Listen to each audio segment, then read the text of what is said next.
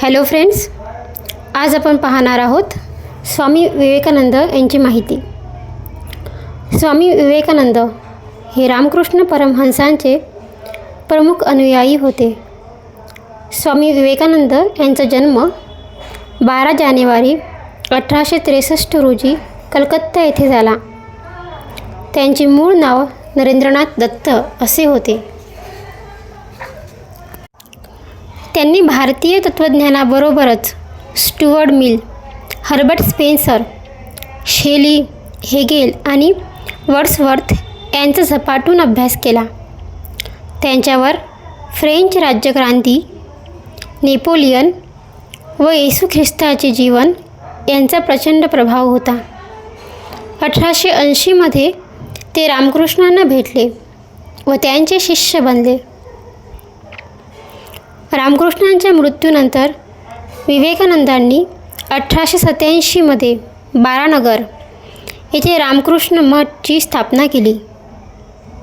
हा मठ एक धार्मिक न्यास असून रामकृष्ण परमहंसांच्या शिकवणुकीचा प्रसार करण्यासाठी प्रेरित साधूंचा गट निर्माण करणे हा त्यामागचा उद्देश होता. 1891 विवेकानंद भारतभर फिरले. त्यातून त्यांना भारताची खरी स्थिती समजून आली. सामान्य जनतेच्या दारिद्र्याबरोबरच भारतीय संस्कृतीची विविधतेतील एकताही ध्यानात आली.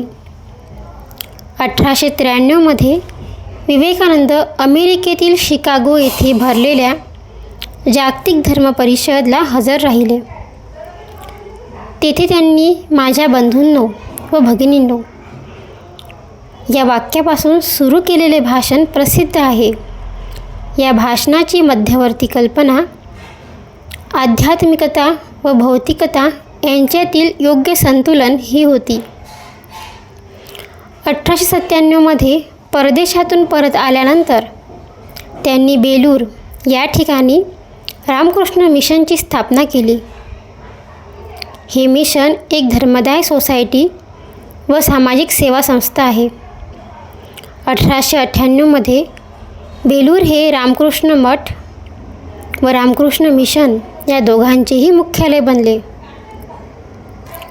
1900 साली त्यांनी पॅरिस येथील धर्मांच्या इतिहासाची सभा मध्ये भाषण केले.